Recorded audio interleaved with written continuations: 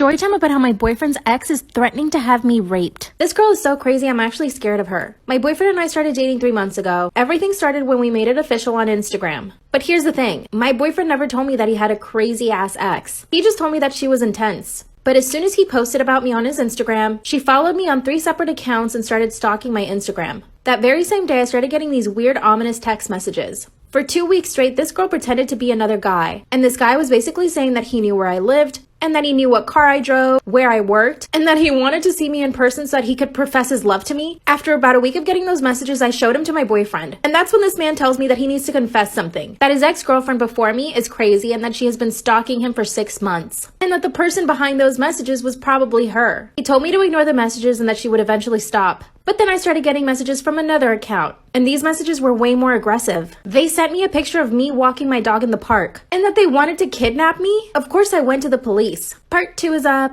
Storytime about how my boyfriend's crazy ex is threatening to have me raped. After 2 weeks of her pretending to be other people and sending me crazy messages, I finally went to the police. That's when the police told me that there was no way of actually knowing if she was the one that sent the messages, and that there was no actual crime committed because she hadn't hurt me physically.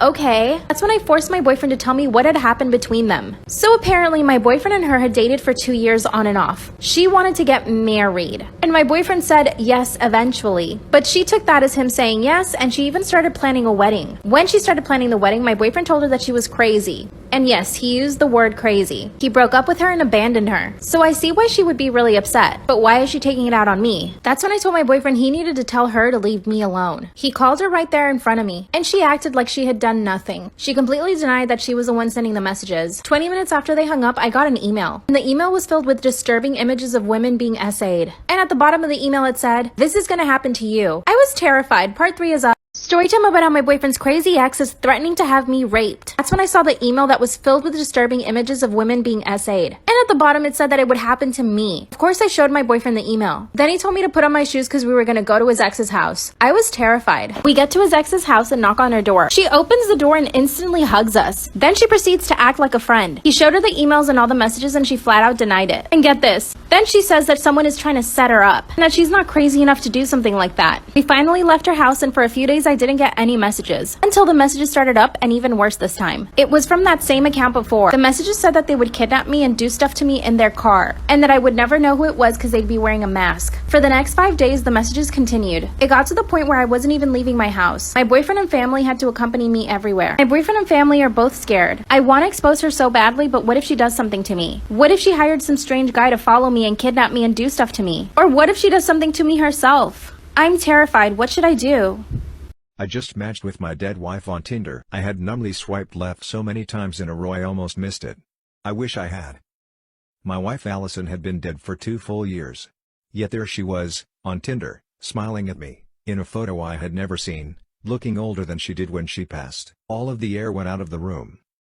I skimmed through the rest of her profile.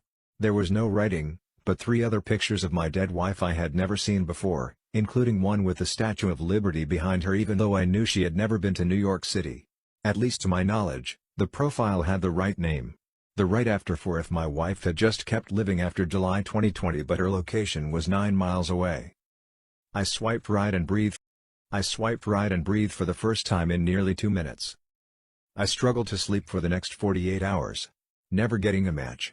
Ready to message Tinder and tell them someone was impersonating my beloved dead wife on their app and doing some kind of magical Photoshop to put her in pictures that never existed. The match came at 3:33 a.m., lighting up my phone. I was already awake. The match came with a message. Just a simple hi. The absolute worst in any situation, let alone this one. I mashed the letters on my phone as hard and as fast as I could. Who is this? Why are you doing this? And where did you get these pictures of my wife? She died of cervical cancer 2 years ago, you monster. I had to wait for another 24 hours before I got an answer.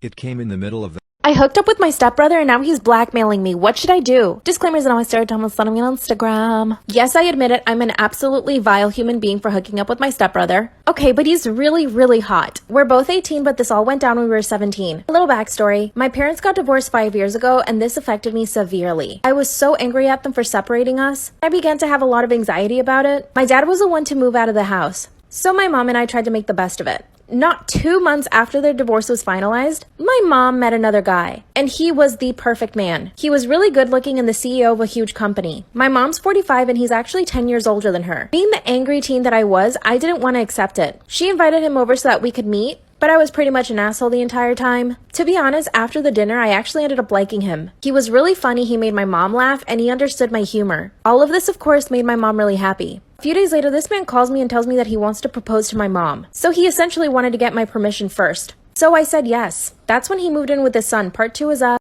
I hooked up with my stepbrother and now he's blackmailing me. That's when my mom's new fiance and his son were moving into our house. I decided that I would try to make the best of it. I was always so angry that I just needed to give myself a break. And the first time that I met him was when he moved in. As soon as he came in through the door, I was literally speechless. He was so hot. Like the best looking guy that I had ever seen in my life. I'm sorry you guys, I have hiccups right now. And we couldn't stop looking at each other. We all sat down to have lunch, and he and I just stared at each other the entire time. That's when my stepdad told us that after the wedding, we were all moving to a new house. Like I said, he has a lot of money, and I was actually really excited about this. A new house meant a new start. But guess what? My stepbrother started coming to the same school that I did. So we would basically go to school together every single day. That's when we both found out that we had so much in common. While we drove to school, he would always turn to look at me, and I would ask what's up, and he would say nothing. But one night he came into my room and he kissed me. Part 3 is up. So there I am making out with my stepbrother in my own bed. Mind you, I was asleep when he came in. As soon as I realized he was kissing me, I got out of bed. That's when he told me that he knew that we were both attracted to each other and that we should just do it. I stayed quiet and I didn't know how to respond. I felt super shy and embarrassed. Then he grabbed me and kissed me again. I told him to leave my room and he did. But after that, the sexual tension was real. I always caught him staring at me. Even at school, he would stare at me. And he would go out of his way to bump into me. One day we were driving home and he pulls over on a deserted road. He started kissing me and I couldn't resist. We ended up making out in his car for like an hour. After that, he told me that he wanted me to be his girlfriend, but in secret, and that he didn't want our parents to find out. But I said no because it's wrong. We live in the same house and our parents are married to each other. Of course, he got angry. Now he just grabs me and kisses me whenever he wants. And he says that I am his girlfriend even if I don't want to. And he told me that if I don't accept, he'll tell his dad about us. I really like him, but I think it's wrong. What should I do?